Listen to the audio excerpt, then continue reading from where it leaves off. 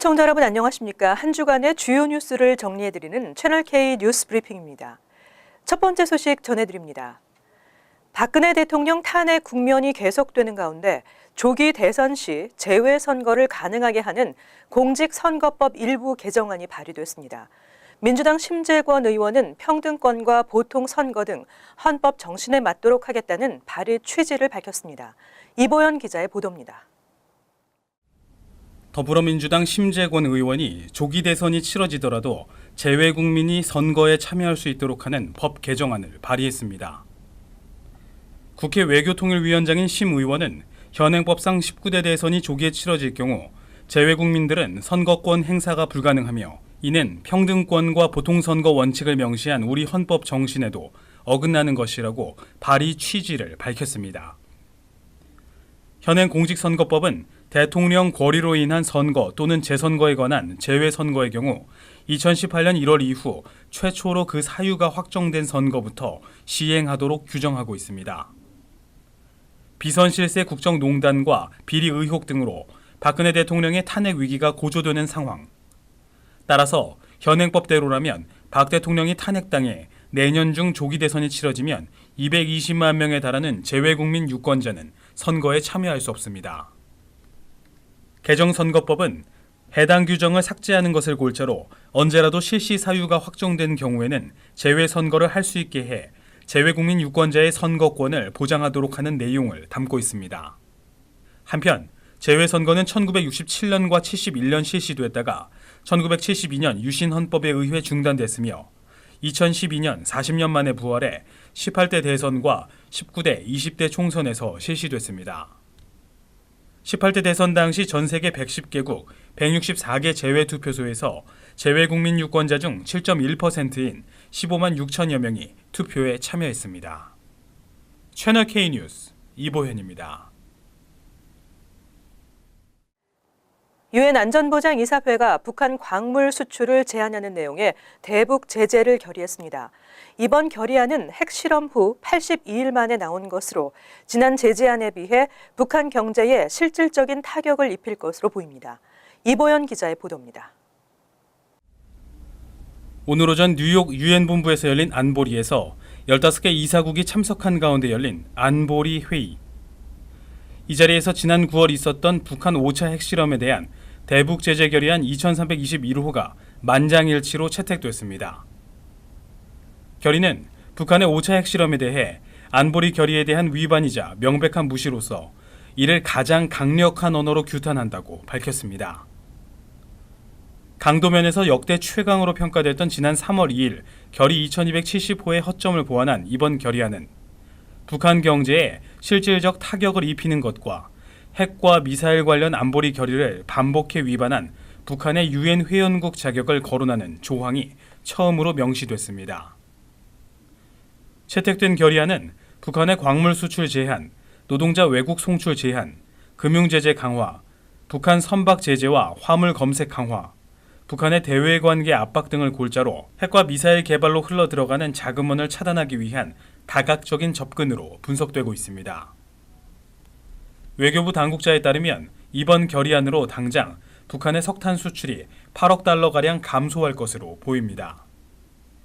또한 이번 결의를 통해 박춘일 이집트 주재 북한 대사 등 11명과 통일발전은행 등 10개 기관이 여행금지, 자산동결 대상에 추가돼 제재 대상이 개인 39명, 단체 42개 등 모두 81곳으로 늘었습니다.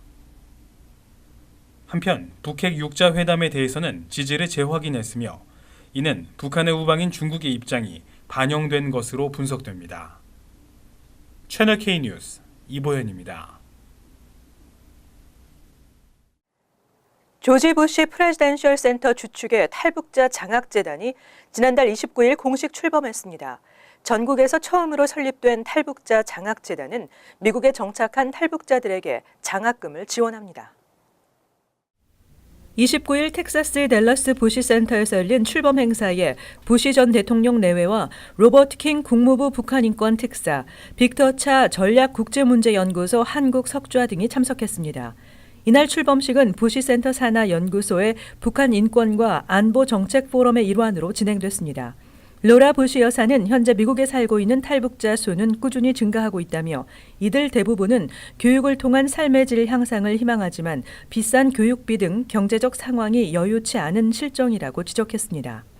또 탈북자들이 미국인으로서 성공적인 삶을 영위해 나갈 수 있도록 지원하는 것이 이번 장학금 프로그램의 취지라고 밝혔습니다.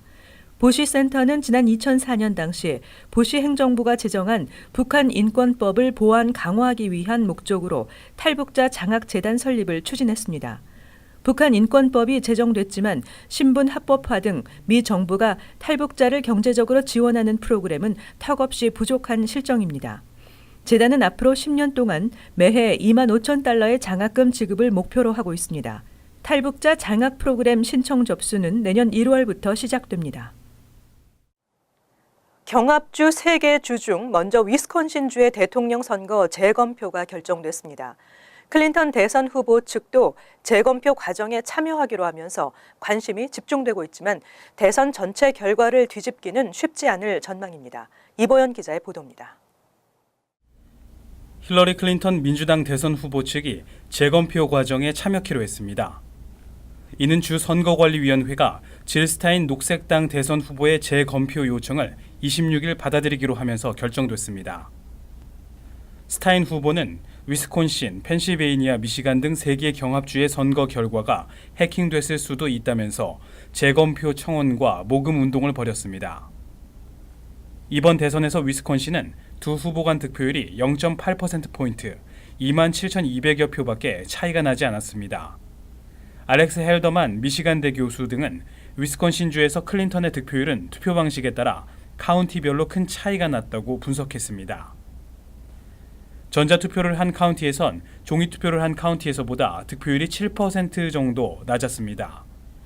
이 때문에 의혹이 제기됐지만 위스콘신 선거인단은 단 10명으로 만약 결과가 뒤집혀도 대선 전체 결과를 뒤바꿀 수는 없는 것으로 분석됐습니다. 최대 관건은 선거인단 20명이 걸린 펜주인데 그러나 트럼프 당선인이 클린턴을 7만 표 이상 앞선 것으로 집계돼 뒤집힐 확률은 높지 않습니다. 한편 일각에선 클린턴 측의 재검표 동참이 오히려 위기로 작용할 수 있다고 우려했습니다. 채널 K 뉴스 이보현입니다. 한편 녹색당 질 스타인이 미시건주 재검표도 신청했습니다. 이로써 재검표 신청은 위스콘신, 펜실베니아에 이어 미시건주까지 3개 주로 늘어났습니다. 전자개표 기기 조작과 해킹 의혹이 어떻게 밝혀질지 관심이 모아지고 있습니다. 질 스타인 측은 30일 미시건의 대선 투표 결과를 수개표 방식으로 다시 검표할 것을 신청했다고 AP통신 등이 보도했습니다. 언론들은 미시간 재검표 작업이 빠르면 다음 달 2일부터 진행된다고 전했습니다. 미시건에는 480만 명의 유권자가 투표한 가운데 도널드 트럼프 대통령 당선인이 1,704표 차이로 민주당 힐러리 클린턴 후보에게 승리했습니다. 질 스타인은 이들 3개 주 재검표에 필요한 재반 비용 조달을 위해 온라인으로 성금 모금을 진행하고 있습니다. 모금액은 30일 현재 667만 달러가 모였습니다. 목표치 700만 달러에 근접하고 있습니다. 지난 25일 스타인의 요청을 제일 먼저 받아들인 위스콘신주 선거위원회는 이번 주 중 재검표에 착수하기로 했습니다. 한편 재검표는 법정 시한인 다음 달 13일까지 마쳐야 하고 클린턴 측은 3개 주 재검표 과정을 참관하기로 했습니다. 도널드 트럼프 당선인의 취임 후 불법 체류 청년 추방유예 다카 프로그램의 폐지가 예고된 가운데 전국 300곳 이상의 대학들이 다카의 유지와 확대를 위한 청원서에 서명했습니다. 도널드 트럼프 대통령 당선인은 취임 후 불법 체류자 추방과 다카 행정명령 폐지를 예고한 상태입니다. 이로 인해 이민자 사회가 동요하고 있는 가운데 아이비리그 등 전국 300곳 이상의 대학들이 다카 프로그램 유지와 확대를 위한 청원서에 서명했습니다.